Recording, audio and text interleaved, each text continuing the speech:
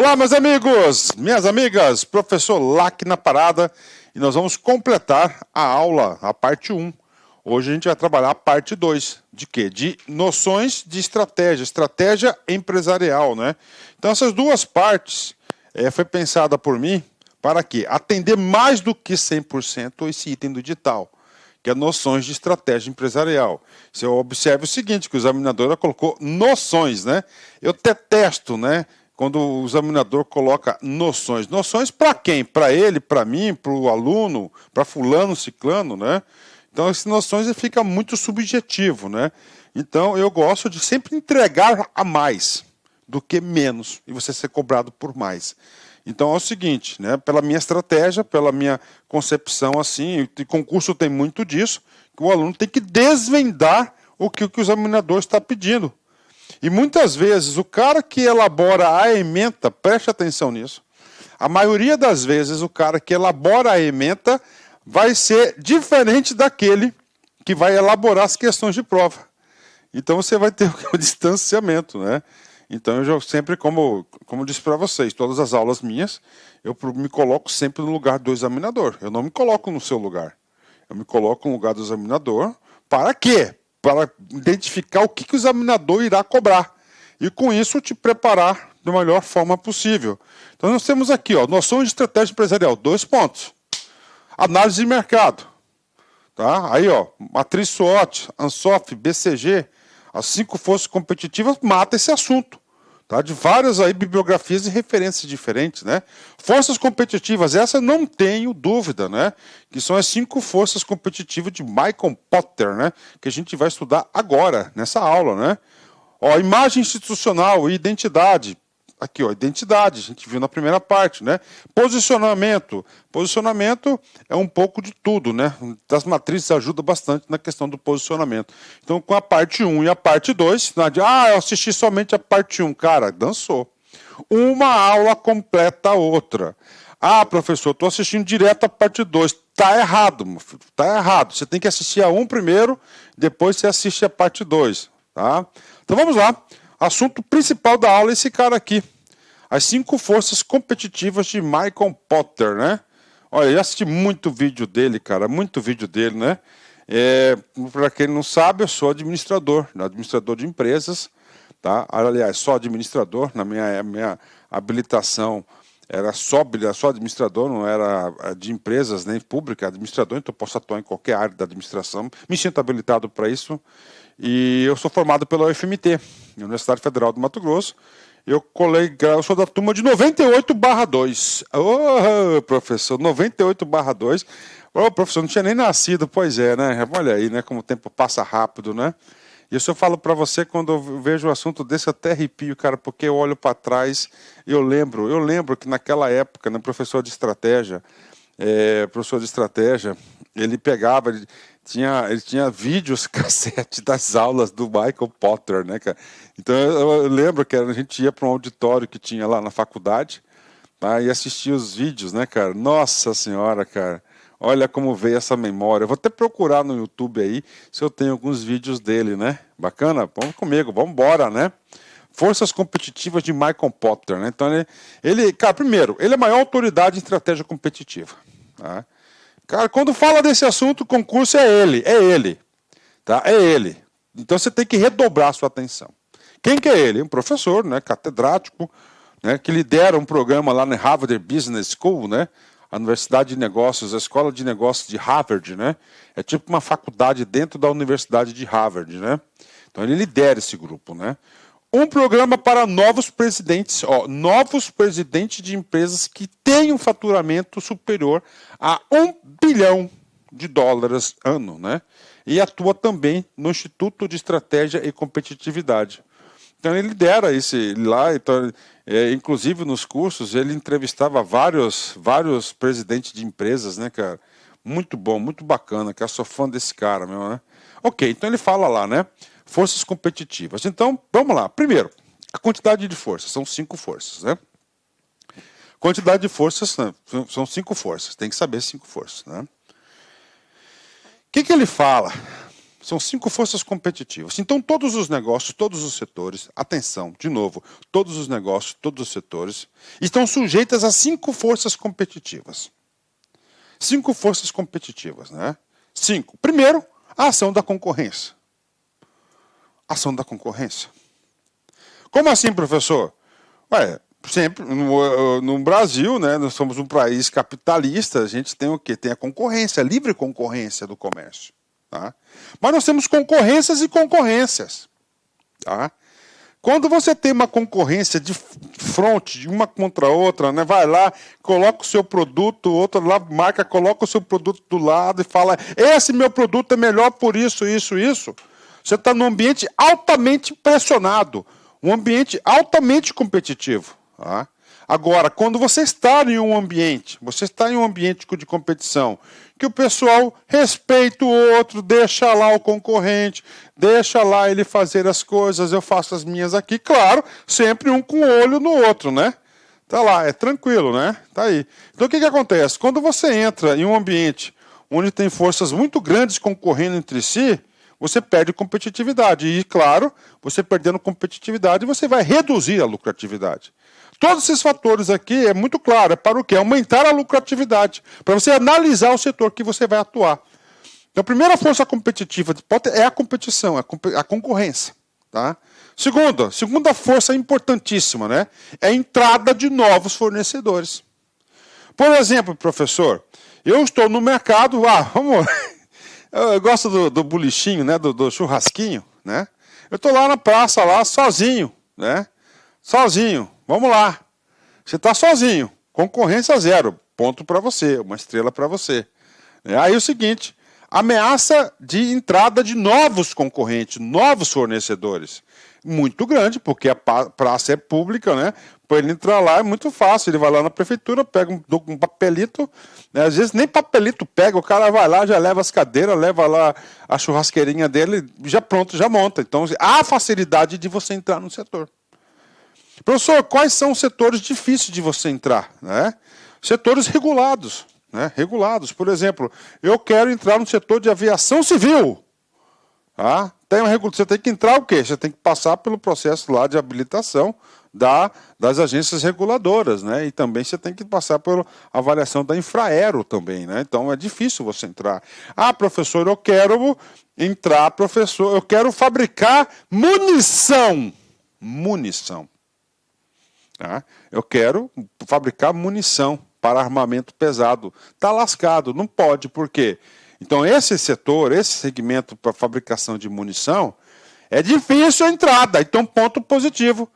Quanto mais fácil a entrada, ponto negativo. Reduz a sua maior risco. Você tem que montar estratégias. Né? Depois a gente vai falar o quê? Das estratégias competitivas de Michael Porter.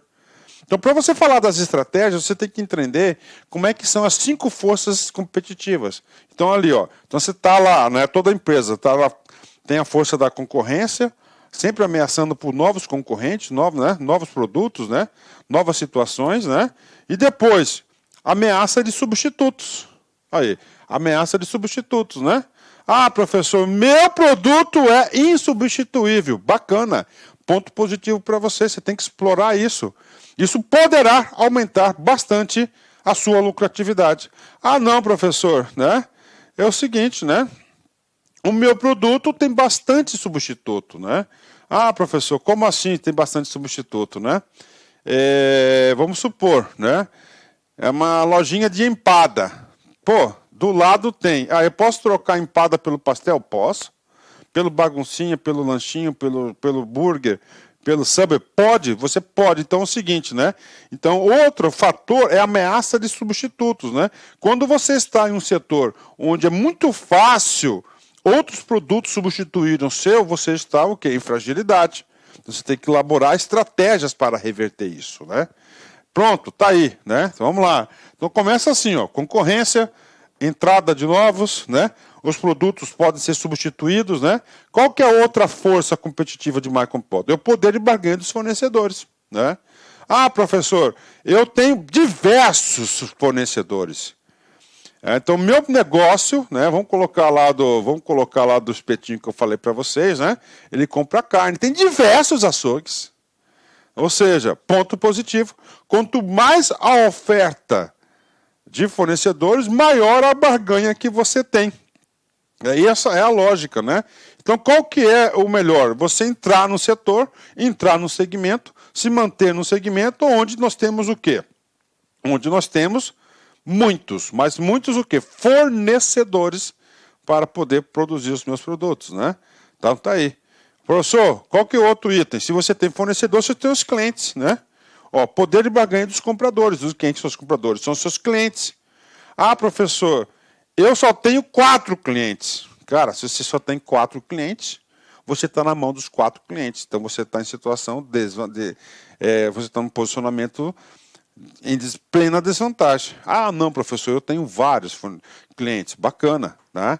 Aí é o seguinte, vamos lá, né? Professor, então o cliente, então está lá o cliente, então você tem que analisar o cliente, né? Então você tem que aumentar a sua base de clientes, tem que fidelizar os seus clientes aí, né? Para quê? Para você aumentar e ter a recorrência desses clientes. Então, isso aqui são as 5 forças competitivas de Potter, né? Mas e aí, professor? Bacana, né? Mas você tem que analisar o setor, né? Você tem que analisar o setor, né? Vamos pegar aqui um setor, tá? Vamos pegar um setor aqui, né? Vou pegar um setor aqui para vocês, né? Vamos colocar aqui farmacêutica, né? Indústria farmacêutica. Ó.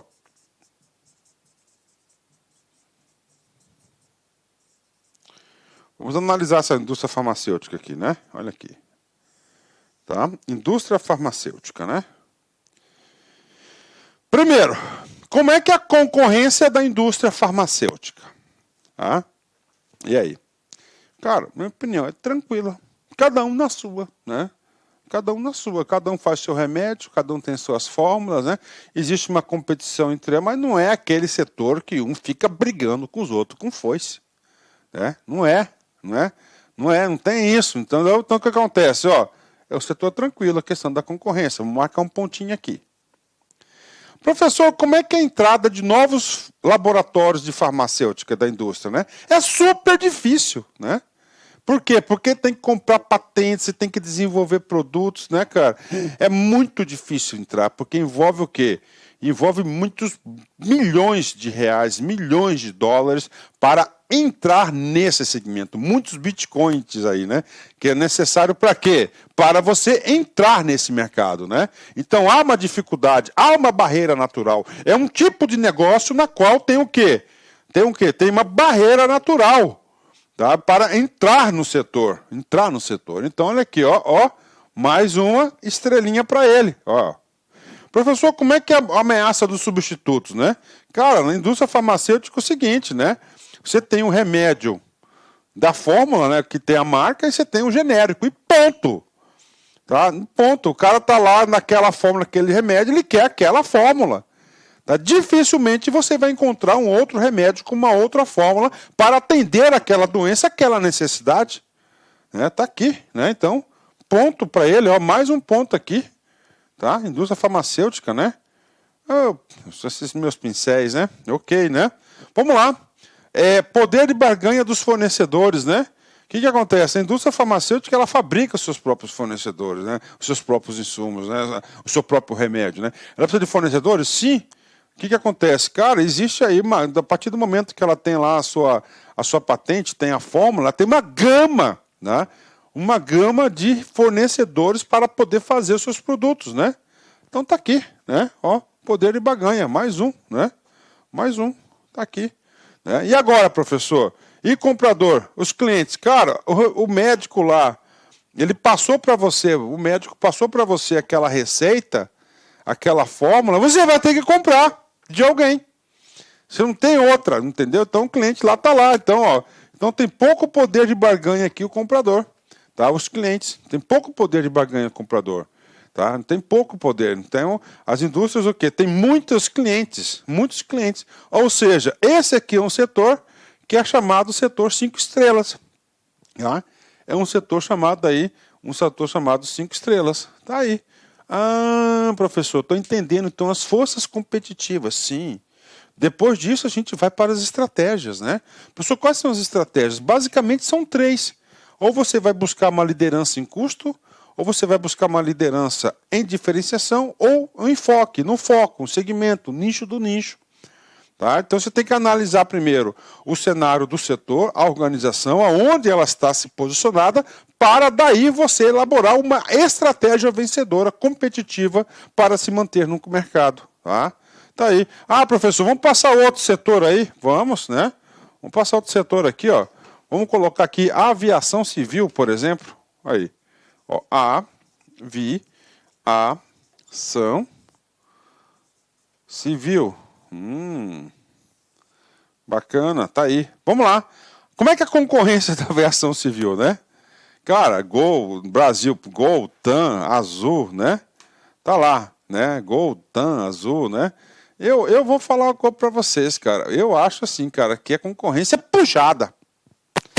É muito puxada, cara. Claro, né? É muito puxada. Eu acho muito puxada aqui, né? Então, xizinho aqui, né? Xizinho aqui, tá. Vamos lá, ameaça de entrada. Vamos lá, cara, uma companhia, tá? Uma companhia nova para disputar com essas butelonas aqui no Brasil, né? É fácil ou é difícil? É muito difícil. Porque vai ter que ter autorização da Agência de Aviação Civil, né? ANAC, né? Vai ter que ter autorização também, vai ter que ter os processinhos lá na Infraero, no governo e assim por diante, né? E claro, nós temos aí ainda a legislação, né, que de certo modo bloqueia a entrada de companhias estrangeiras no Brasil, né? Então, um setor mais ou menos regulado. Então, a ameaça de entrada de novos fornecedores para aumentar a concorrência aqui, ó, é pouca. Então, vamos colocar um ponto positivo para ele aqui, ó, tá? Professor, como é que é a ameaça de substitutos, né? E aí, professor? Poxa, cara, é difícil, né? Por exemplo, aqui com a pandemia, eu precisei comprar uma passagem para Brasília, não, para São Paulo, perdão, né? Tive que comprar uma passagem para São Paulo de última hora, tava 4, 5 mil reais. Tá? Papo sério, cara, caríssimo, de última hora, né? E aí, professor? Eu precisava, eu mais 2 pessoas, 3 pessoas, eu saí caríssimo essa passagem, absurdo. Falei, não, povo, para com isso, não dá. Então, e pra que tudo isso, né? O que o Luizão fez? Eu peguei meu Land Rover, pus o povo no carro, falei, vamos de carro. Eu fui de carro e voltei. Ou seja, é um substituto do serviço que ia receber. Mas isso são casos extremos, né? Casos extremos, né? Porque tá casos extremos, né? Mas em regra geral, o cara que vai de avião não quer viajar de outra coisa. Se foi um caso extremo, né? E um extremo. Então, mas vamos supor o seguinte, que ó, os produtos, tá, vamos manter uma estrela aqui pro cara, né? Esse foi o meu caso aí, né? Mas eu bati real para você, cara. Foi sofrido, tá? Foi sofrido, né? Eu não vou fazer mais isso, não. É muito longe, né? Foi quase 2.000 quilômetros para ir, 2.000 quilômetros para voltar, né? Nós fomos com 2 pessoas, o primeiro dia a gente fez 1.500, né? E o segundo 500, foi rapidão, beleza, dormimos na estrada. Aí na volta, cara, e aí? Meu carro é diesel, meu carro faz 12 km por litro na estrada do diesel um pouco mais barato. Enfim, eu ia ter que bancar tudo mesmo, né? Então eu fiquei no lucro, né? Claro que eu gastei meu tempo, eu estava com tempo livre, uma situação toda. Mas vamos colocar aqui, não, o cara vai de avião porque é rápido, velocidade e tal, tal. Já tem 2 estrelinhas, né? Como é que é o poder de barganha dos fornecedores? Aqui é baixíssimo. Essas companhias aéreas vão discutir o preço do diesel. Do diesel não, como é que é o nome do combustível dele? Poxa vida, querosene com a Petrobras? Claro que não, o preço é tabelado de lá, ele paga, se não pagar, não abastece o carro, a viatura. Que viatura? O avião dele não sai. O que mais? O governo é engessado. Nós temos poucas indústrias que fabricam aviões, aeronaves no mundo, Airbus, Boeing, né? Embraer, tem a outra aí que é boa também, que é lá da canadense, né? Tem também, então aqui é o X, né? Tem 2 estrelas. Professor, como é que é o poder de barganha dos compradores? Cara, aqui é fudido para eles, né? Por que é desculpa a palavra, né? Então aqui é 3, né? Não, 2, tá certo, né? 2, né? Então aí, ó. Por quê? Porque é o seguinte, o cara não tem essa fidelidade. Hoje eu estou de Gol, amanhã eu vou de TAM. Eu quero preço, né?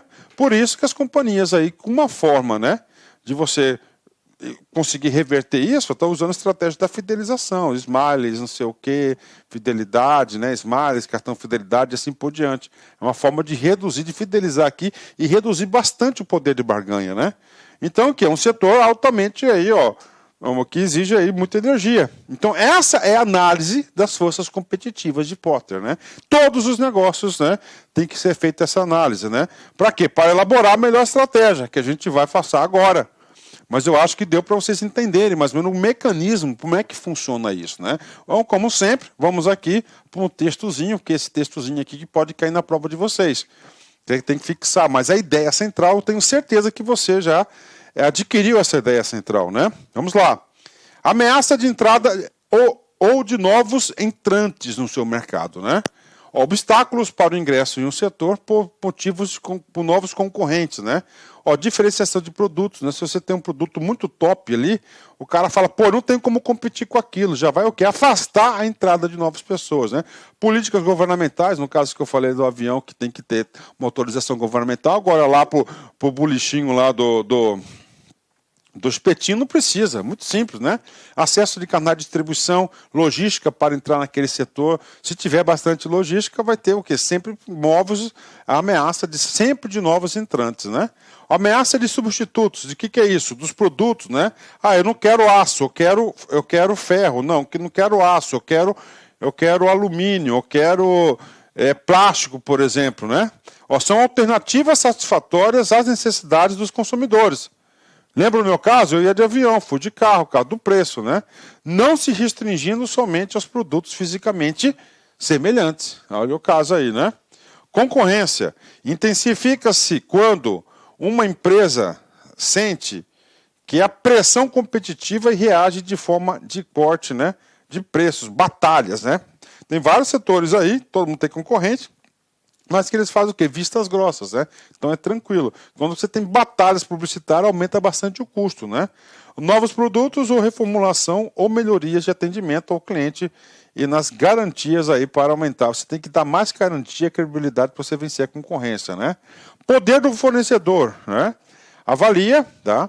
O tamanho e a concentração dos fornecedores em relação aos participantes do setor e o grau de diferenciação dos insumos fornecidos. A aviação civil é pouquíssima, né? Pouquíssima. Agora você põe farmacêutico, que é gigante, né? São vários insumos, né? Ou seja, você não fica na mão de uma pessoa só. Você já pensou se a Petrobras aí para de fornecer, de algum motivo aí, querosene para o setor? Acaba com o setor. Acaba com o setor. Então você fica na mão de poucos fornecedores, você não pode estar na mão de poucos fornecedores, né? Poder do consumidor, é a mesma coisa, você não pode ficar na mão de poucos clientes, tem que ter muitos clientes, né? Tem que diversificar a sua carteira de clientes, né?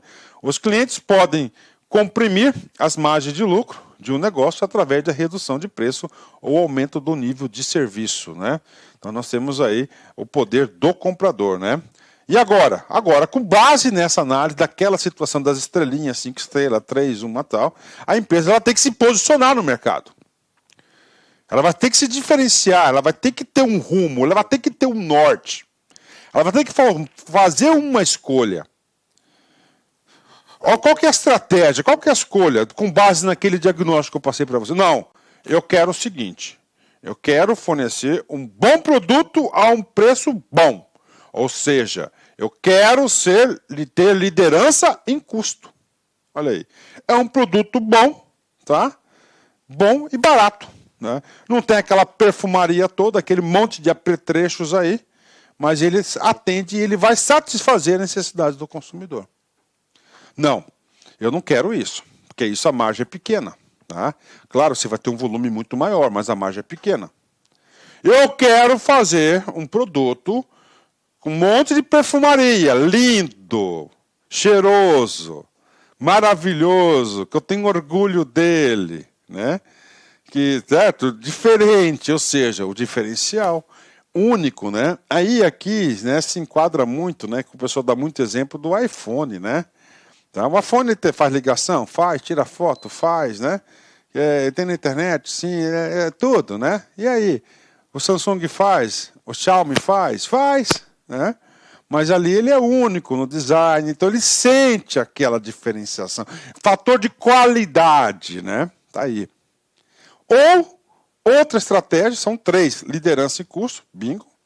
Tá? Diferenciação, qualidade extrema do produto, única. Ou o enfoque, o foco, né?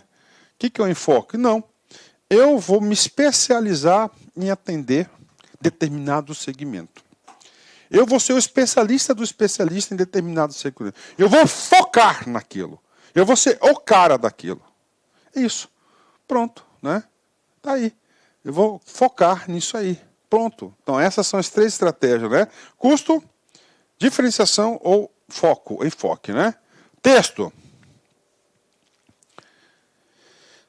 Liderança em custo. Investimentos e instalações para o ganho de escala. Né? Então você tem que o quê? Produzir em escala, né? Uso de economias de escala, ou seja, grandes economias. Você tem que ter grandes... Aqui para o negócio de massa, né? Reduções de custo pela experiência, né? Você tem que sempre buscando a eficiência, a experiência e reduzindo seus custos, né?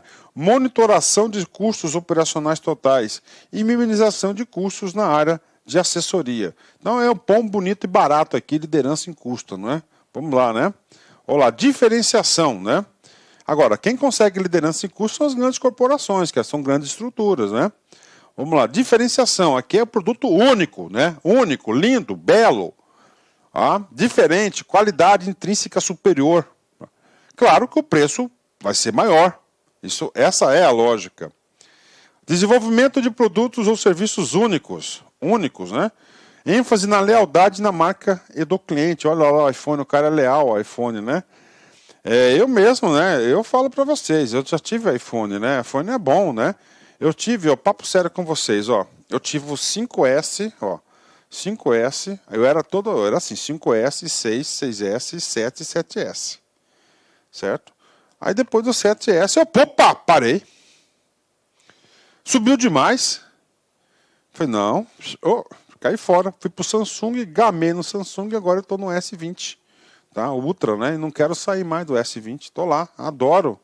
Meu Samsung vai por muito tempo ele. Já saiu o S21, né? Mas eu vou ficar no S20 sim, eu vou ficar até o 22, 23 aí, com certeza, né? Vamos lá. Preços mais elevados, em virtude de maior qualidade, melhor desempenho ou características únicas, né? Investimentos em serviços de tecnologia e na rede de fornecedores. Então ele vai investir muito na rede de fornecedores para você ter um produto, melhores fornecedores, né? Enfoque, aqui é o nicho do nicho. Eu quero atuar em determinado segmento. Tá? Você pega lá aquelas forças competitivas, com base daquele diagnóstico, daquela estrutura, daquela situação, ele vai elaborar uma dessas estratégias. É assim que funciona. Atendimento a segmentos de mercados estreitos. Tá? Então é o seguinte, né? Vamos colocar o setor de alimentação. Cara, vou falar para você que aqui em Cuiabá, né? Sou de Cuiabá, eu gosto muito de lanche, né? E eu gosto muito desses lanches meio caseiros, tá? Eu tenho um aqui perto de casa, chama-se Sideral. Cara, eu só pego dele. Pô, gostoso demais, né? Ou seja, é o cara que não consegue escalar. É o cara que não consegue ter uma super diferenciação. Mas eu tenho um bom produto, não é um espetacular produto, tá? Mas ele é o seguinte, ele me dá o melhor atendimento. Ele atende as minhas necessidades, eu gosto com ovo. Entendeu? Então, os produtos estreitos. Então, ele vai ser o melhor do bairro. Ok? Ele será o melhor em determinado nicho. Foco em grupos de clientes, linhas de produtos ou mercados geográficos. Né?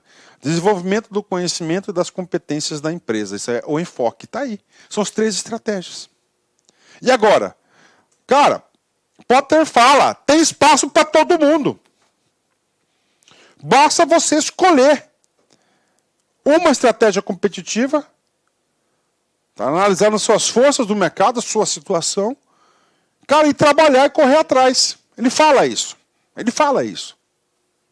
Né? O que não pode fazer? Vou até pegar 2 canetões aqui. Olha aqui. O que não pode é assim, ó. A empresa está aqui, ela vem para cá, ó. Esse balaio de gato. Não pode. Né? Não, vou lutar para a liderança de custos. Não, eu vou lutar para a diferenciação. Não, eu quero um foco no custo. Quero ser o baguncinha, o lanchezinho mais barato daqui. Não, eu quero ser o baguncinha mais gostoso aqui do bairro. Tá aqui. Foco na diferenciação. Foco no custo. E detalhe, explico para vocês. Tem mercado para todo mundo. É o perfil do consumidor. Tem aquele consumidor que quer algo ímpar, o melhor, o top está aqui. Certo? E ele tem condições de pagar isso. Todo mundo quer isso. Mas nem todo mundo está disposto a pagar isso. Tá? Na questão do iPhone, eu tinha dinheiro para comprar os outros? Tenho. Mas e aí? Eu não estou disposto a pagar. Tá? Então nós temos aí o público para todas as áreas, né? Todas as áreas. E tem, o que você tem que fazer aqui? Você tem que ficar, tá? Definir a sua estratégia, a sua vantagem competitiva, né? E mandar bala. Assim que funciona. Essa é a regra. E aí, prof, vem comigo. Então, se a empresa decide, né, ter menor custo, produzir seus produtos com menor custo, e ele quer atingir a massa, um amplo alvo, top, a grande corporação, tá? Mundo, Brasil, ele vai ter que ser liderança em custo, ele vai ter que correr atrás disso. Ele vai ter que melhorar a eficiência interna para baixar os custos, para lhe dar uma vantagem competitiva. Mas o alvo dele é o que, então? Ele quer oferecer um produtozinho bom e barato, ok? Para o quê? Para a maior quantidade de empresas, de pessoas, de clientes, né? Ele quer a massa, tá aí, tá a liderança em custos, né? Não, agora eu vou pegar esse mesmo produto, uma outra empresa. Eu quero fornecer o produto, o melhor produto de qualidade. Com perfumaria, apetrechos, designer superior, lindinho. O cara vai comer pelos olhos. Só que vai ser o que? Mais caro. Cara, é público para todo mundo. Então, ele vai o quê? Ele vai escolher a diferenciação. Tá aqui, ó. A diferenciação, tá? Ele vai ter a diferenciação aqui, né? Ok? Diferenciação. Pode ser amplo, mas diferenciação. Tá lá, né? Um produto mais superior. Agora, o que acontece? Vamos pegar aqui. O cara não tem condições de ter aqui, ó, um escopo gigante. Não tem condições de ter um escopo gigante. Ele só tem o quê? Um escopo limitado, particular. Então ele vai definir um nicho ou uma área geográfica que ele vai ser o melhor. Só que ele não tem condições de escalar, como o de cima. O de cima ele teve condição de escalar. Então está aqui. Então diferenciação focalizada ali naquele setor. Ok? Mesma coisa aqui, ó. E foque nos custos. E eu falo para vocês, lá no lanchinho que eu lancho lá no Sideral, não é o melhor, não é o mais caro. Aliás, não é o mais barato, tá? Para mim é o melhor, tá? Não é o mais barato, mais caro. Não é o mais caro, mas é o melhor. Tá aí, ó. Ou enfoque em custo. Cara, limitado, ele vai fornecer, ó, vai ser mais barato que o outro, mas é mais setorial. Ele não tem condições para poder abranger tudo. Então, essas aqui são as estratégias, né? Aí, tá aqui, né? A vantagem estratégica, né? Unicidade observada pelo cliente, diferenciação, tá? Pode ser o foco de diferenciação aqui, ó, amplo, né? Aqui é mais um segmento aqui, ó, mais de um segmento, né? Um foco, né? Ó, baixo custo, né? Liderança em custo. Então, essas são as estratégias aí de mais comporta as forças competitivas, né? Pronto, cara, com certeza você vai ter aí um belo juízo de valor e vai ter condições aí de acertar em todas as questões de concurso, ok? Então, bora, vamos lá. Últimos assuntos aqui, para a gente fechar. Eu me preocupo muito com as provas de concurso, né? Com você, concurseiro, que às vezes você está lá na prova lá e você depara com um termo. Né? Por exemplo, cenário projectivo. Projectivo, né? Ou prospectivo, né? E aí, professor, projetivo, né? Projetivo, né? De projeto, projetivo. E aí, o que é isso, né? Tá, isso aqui está em estratégias, né? Então vamos lá, isso aqui é muito fácil, né? A diferença assim, é projetivo. É quando você faz uma análise visualizando apenas um futuro. Esse futuro é único e certo. Verbo plural, é um futuro incerto, múltiplo, mais de um futuro. Então aqui é um e o outro é mais de um. Pô, cai, cara, cai. Ô, louco, para com isso. Cai bastante, sim. Claro que cai, né? Vambora. Pra cima. Abordagem projetiva. Olha só. Analisa o passado, analisa o hoje e você tem uma conclusão que o futuro, e esse futuro será único e certo. Tá? Você analisa o passado, você analisa o hoje, o presente, e você projeta o futuro. Só que o futuro você só enxerga ele, um futuro único e certo. Tá aí. Mundo globalizado, pandemia, alta competitividade, governos aí, cara, e aí? Você acha que o futuro é único e certo? Não, né? Mas tem que saber esse conceito. Vamos lá para o texto. Devido a mudanças atuais muito bruscas, ela torna-se insuficiente, claro, né?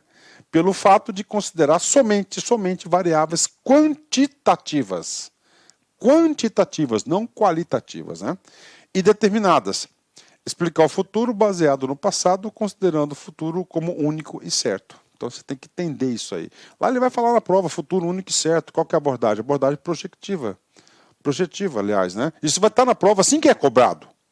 É assim que é cobrado, né?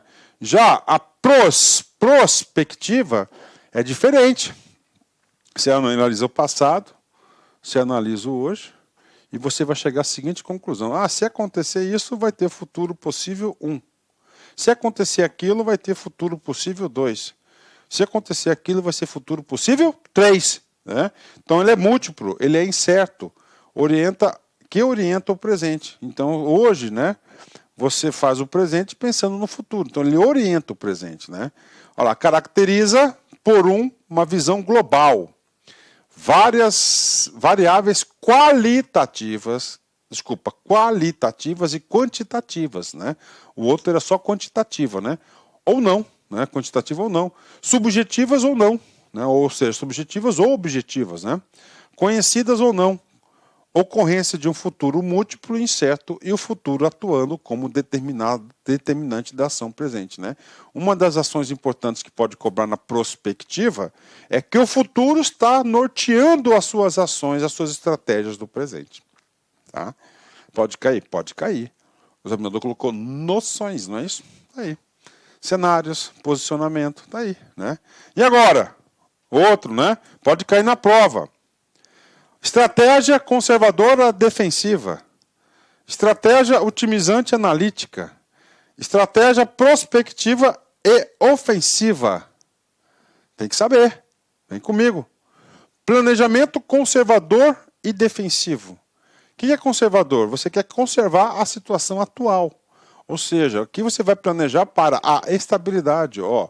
Conservar e se defender de mudanças, né? Ó. Planejamento para estabilidade, manutenção do status quo. Ó. Para quê? Onde que é isso? Ambiente previsível e estável. E qual que é o objetivo? Assegurar a continuidade do sucesso. Prof, como é que cai na prova? Ó, ambiente previsível e estável. Qual que é o tipo de planejamento? Qual que é a estratégia? Planejamento, estratégia conservadora e defensiva, não ofensiva. Né? Cenário 2, segunda situação. Planejamento otimizante e analítico. Ó, otimizante e analítico, né? Ou seja, é uma estratégia orientada para melhoria, para inovação. Quando ele busca inovação, é otimizante e analítico, né? Utilizado em que? Ambiente dinâmico e incerto. Né? E dinâmico e incerto. Qual que é o objetivo? Assegurar a reação adequada às frequências das mudanças. Então ele quer sempre o quê? Se adaptar às mudanças. Né? Planejamento prospectivo ofensivo. Prospectivo ofensivo. Tá? Planejamento para contingência. Fazer uma coisa para determinada ação, para determinada situação. Para o caso do futuro, ambiente mais dinâmico e incerto. Visa o quê? Objetivo: antecipar eventos que possam ocorrer e identificar ações apropriadas. Né? Fechou, né? Vamos lá, terminando aqui, fase final da aula, tipologias de estratégia, né? Estratégia defensiva. caracterizada por um estreito domínio do produto mercado. Então, lá, ele domina aquele mercado, né? Ele é o senhor. E eles não querem mudar. Por isso que é defensivo, ele quer defender aquela posição. Organizações muito eficientes na sua área e raramente precisa de grandes ajustes em sua tecnologia, estrutura ou método de operação. Então, a organização vai utilizar a estratégia defensiva. São todas estratégias empresariais. Estratégia prospectora, aplicada nas organizações que continuamente procuram por oportunidades no mercado. Inovação de produtos e processos. Devido a isso, essas organizações não são completamente eficientes, né? Elas são várias coisas, né? Várias situações, futuros incertos, né? Por que ela não é eficiente? Porque ela não é defensiva. Ela não está ali, né, naquela situação de estabilidade, tá? Ela não tem. Então, é outros segmentos. Estratégia analítica, adotada por organizações que operam em dois tipos de domínio: produto e mercado. Um relativamente estável e outro de mudança. Tá? O estável, tá, vai ser o quê? O defensivo. Tá? Então, o outro, mudança, prospectiva. Então, é vista como um híbrido das estratégias defensiva e prospectora. Bingo. E, finalmente, né, a estratégia reativa, né? O que é coisas reativas? Né? Coisa reativa é aquilo que você rejeita. Né? É exatamente, o que você vai rejeitar aqui? Rejeitar situações, mudanças, né? Então ela é reativa. Utilizada pelas organizações em que os administradores frequentemente percebem mudança e incerteza ocorrendo em seu ambiente organizacional, mas são incapazes de responder efetivamente a isso. Nessa organização, falta uma consistente relação entre a estratégia e estrutura. Pronto, tá aí. Missão cumprida para vocês aí, tá? Super aula de noções de estratégia que eu tenho certeza que vai te ajudar, né? E falando em estratégia, eu tenho que falar aqui de Henry Ford, né? Eu, como administrador aí, sou fã do Ford, né? Do Fordismo, né? Modelo Fordista de produção, né? Vamos lá.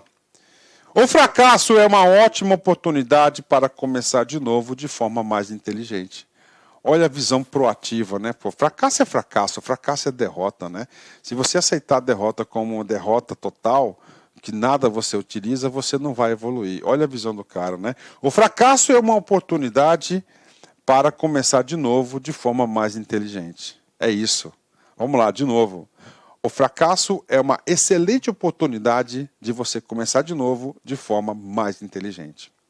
Eu sempre digo para os meus alunos: poxa, professor, eu fui reprovado no concurso e eu não merecia ser reprovado. Eu estudei, professor, 10 horas por dia durante 90 dias de calendário e eu não consegui o êxito. Eu falo para eles o seguinte: olha só, continue. Você sabe por quê? No próximo concurso, você vai estar na frente já de milhares de pessoas. A probabilidade de você ter resultado vai ser muito maior. Um forte abraço, fique com Deus e até a próxima, se Deus quiser. Tchau, tchau. Clique lá.